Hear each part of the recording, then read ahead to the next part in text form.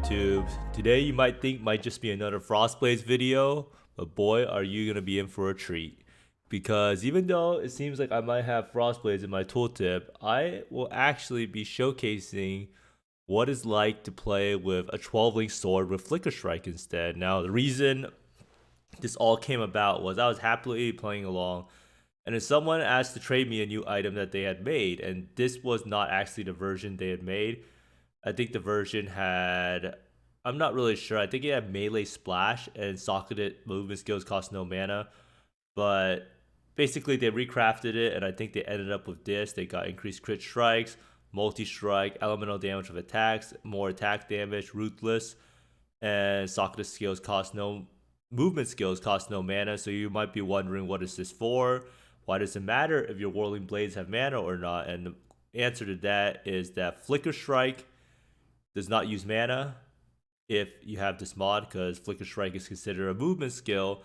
So much to the help of my chat while on stream, I decided to try out Flicker Strike, and I did learn quite a few things out about Flicker Strike. So this is actually an 11-link Flicker Strike or 12-link Flicker Strike, and I'm actually using my original sword. Now the difference between this and the other sword is the fact that you end up having a mana cost, so you have to find pretty much like some workarounds for it, which is kind of annoying.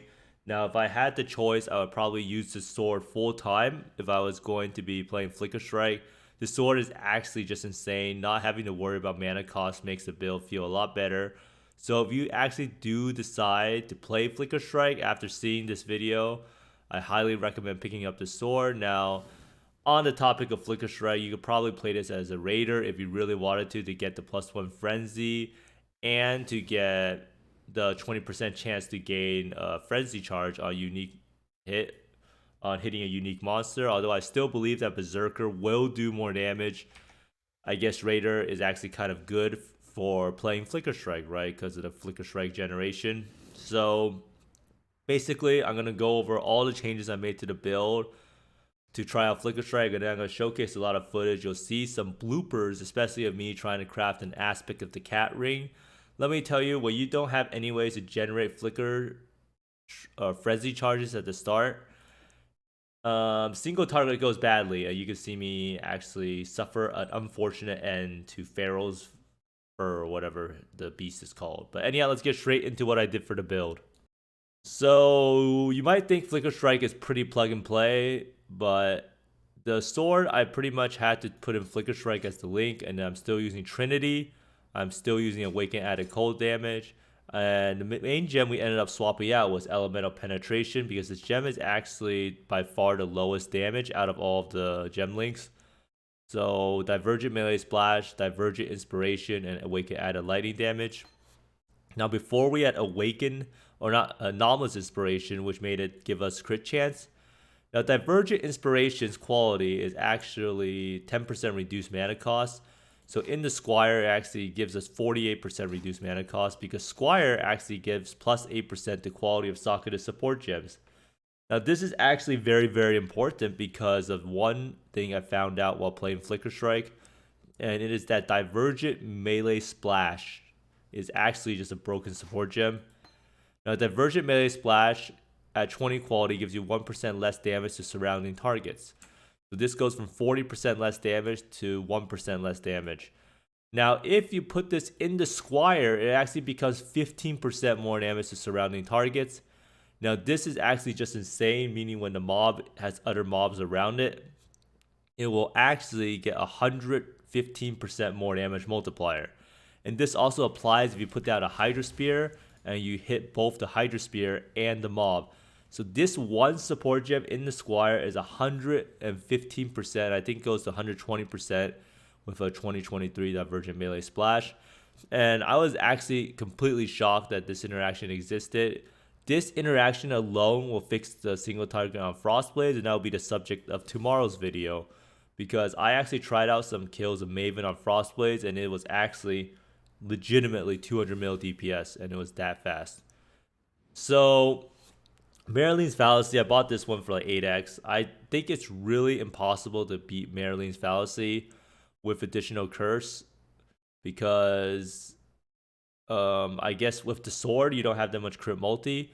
But if it was Nightblade with a claw, and when you have 800% multi, obviously 229% multi becomes a lot less beneficial. But basically, I bought this, and the reason I got this is so I can use 2 curses. I dropped the Mark of the Elder Ring, and I was ended up using this ring, Vermilion Ring over here, which is curse enemies with elemental weakness.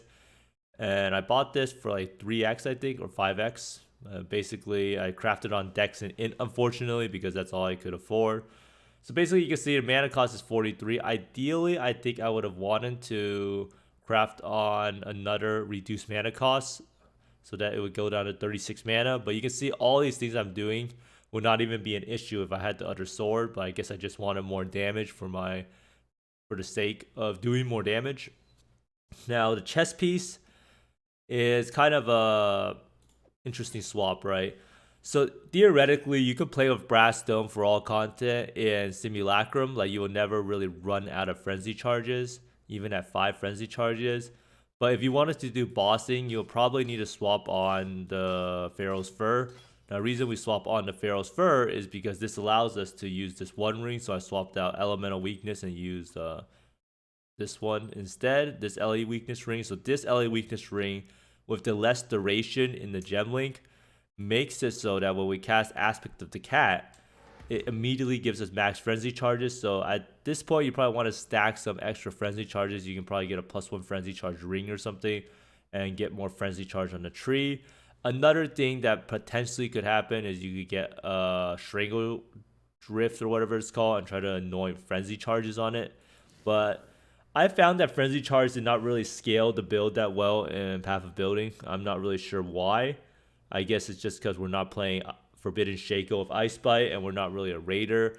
So frenzy charge actually ends up scaling a lot worse than a lot of damage nodes on a tree for the Berserker. Now the nice part about this though is that you just need enough frenzy charges to be able to spam Flicker Strike on the boss. Now the way you can end up spamming Flicker Strike on the boss depends on how much frenzy charge on hit you have. So another solution you could potentially use with this setup is maybe getting this Precursor's Emblem. There's a Precursor's Emblem that has 15% chance or 10% chance to gain frenzy charge on hit. So between that 10% chance on hit, and then you can get 8% on the Sword Mastery, which is what I got, 8% chance to gain a frenzy charge on hit when you hit a unique enemy. So that's 18%, and then you have another 4% chance to gain a frenzy charge on hit with Anomalous Blood Rage. And with that 22% chance with multi-strike, you should be able to sustain your your Flicker Strike, and you can also get 30% chance that if you would gain frenzy charge, you instead gain up to the maximum number. That's pretty much how you can sustain Flicker Strike on single target without having to be a raider, right? So ideally, you would just use Pharaoh's Fur. Now, Pharaoh's Fur is actually not like the worst chest in the world. I mean, it is not exactly on the level of Brass Dome, but it is still enough to do Wave 30 Simulacrum. I did do a few of them with the Pharaoh's Fur on. It's not a terrible chest at all. It has a lot of armor and evasion. Obviously, it's not 4,000 armor, but it does give you a decent amount of survivability, and it does boost your life a little bit. So if you wanted to play Flicker Strike, you probably have to use this Pharaoh's Fur, unless you're doing just content where you can kill mobs all the time, like maybe some maps or Simulacrum. Now, these gloves and boots are pretty much the same thing. I still have this pair of boots that I had, and I still have the gloves that I have. And this Headhunter is still Wither -6%, although I'm not using Withering Step. So I'm still kind of waiting for the sword, the claw to come out, the 12-link claw. Now the tree is pretty much more or less identical. I did take the sword cluster here to take the 8% chance to gain frenzy charge on hit. Now these nodes over here lost a lot of value because I have so much crit multi with Merlin's Fallacy, but I ended up stacking more attack speed as these nodes ended up being the most damage, and then I ended up getting 2 frenzy, +1 frenzy on the tree. I did kind of pop it out to get this frenzy over here, but it just was not really worth it. It was kind of actually bad point value compared to everything else. And theoretically, you could maybe travel down here and get the life node and this thing instead. But the build is pretty short on points, and traveling down there is kind of a waste. Ideally, you might be able to travel down here, get this fortify cluster, which actually is more damage, and then get the frenzy charge here, get the life nodes here. So that could be a solution if you wanted to drop like these 2 nodes and take this instead. But overall, the frenzy charges aren't that big of a deal. The biggest nice part about frenzy charges is the more you have, the better the aspect of the cat will be, and the easier it will be to sustain flicker on bosses. Now, flicker strike is nice and all, but it is very extremely nauseating to play. Like having the ability to just jump around the map like crazy is just not really something I can stream with, right? It's more of a novelty that I did for one day, but man, I kind of felt sick after playing it. But there's one nice thing about Flicker Strike, and it's just that the clear is actually just kind of bonkers in Simulacrum. You pretty much just jump to mobs, and you're able to clear the whole Simulacrum super fast. It probably gets some of the best reward layers I've ever seen, and for some reason with Divergent Melee Splash, it actually ends up being one of the best DPS ability you could possibly play. So you can see here, it's pretty cool fun, and you just like go there, you splash around, and it looks a lot crazier once it's in later waves. I will showcase a wave 30 Simulacrum, and then you'll be able to see how insane the the motion sickness can be, while the single target is by far some of the best I've ever seen in Simulacrum out of any build this league. And I pretty much attribute it to Divergent Melee Splash. My mana is gone. So when Omniphobia and Kosa stand next to each other, it just gets absolutely annihilated. Now, do I recommend people play this? I highly do recommend people try this out.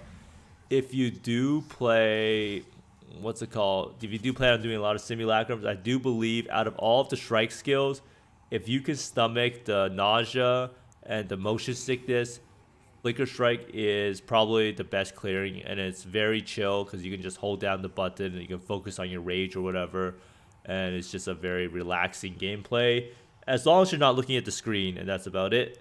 But basically, now I'm going to showcase Wave 30 Simulacrum, this build in a 5-way, and then some quick little stream highlights.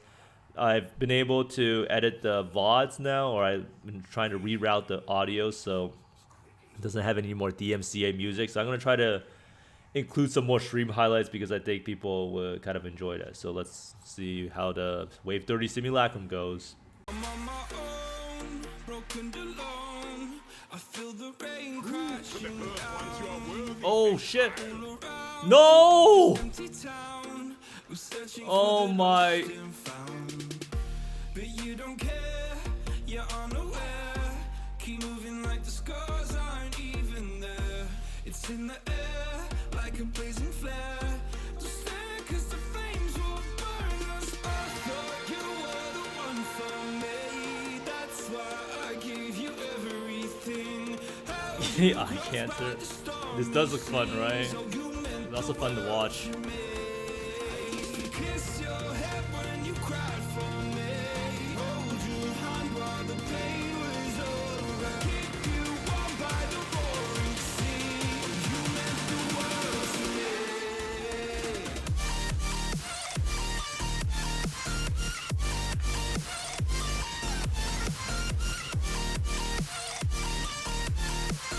You meant the world to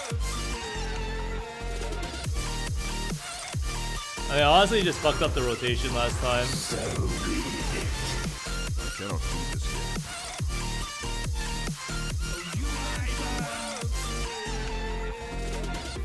My darling dear, you're never here.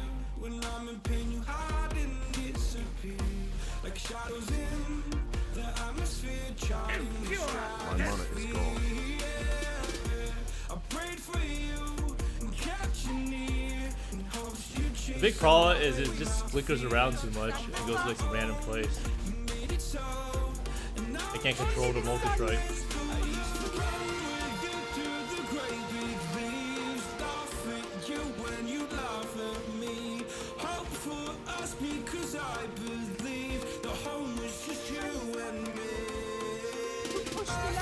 You were the one for me. That's why I gave you everything.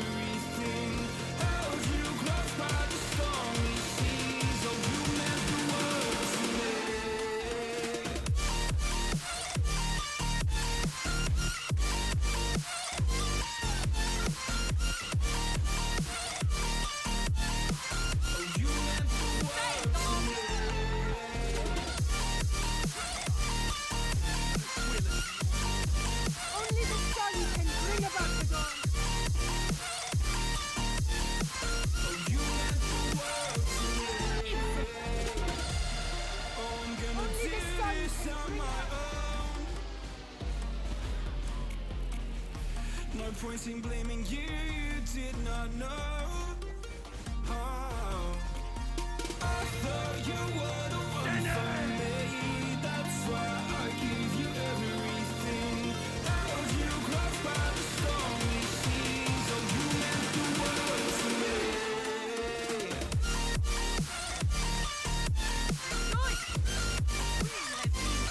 Oh man, that's too much.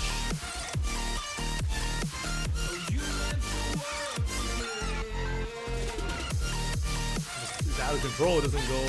It just goes randomly to random places with a Vulcan strike.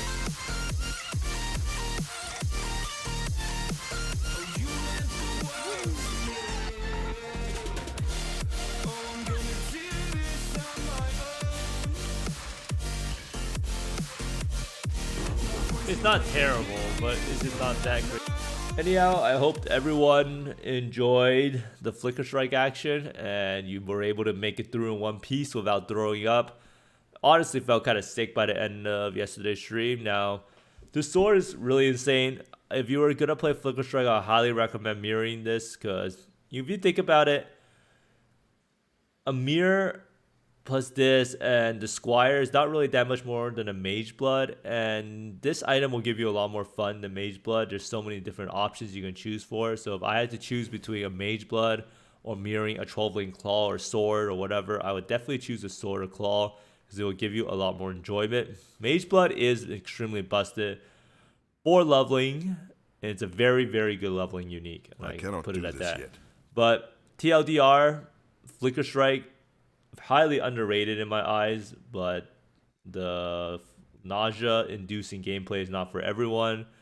So let me know down in the comments below if you've played Flicker Strike in the past and how much you've enjoyed it and what I could have possibly done to optimize this build, because I pretty much just threw it together and I was actually really, really shocked at the results.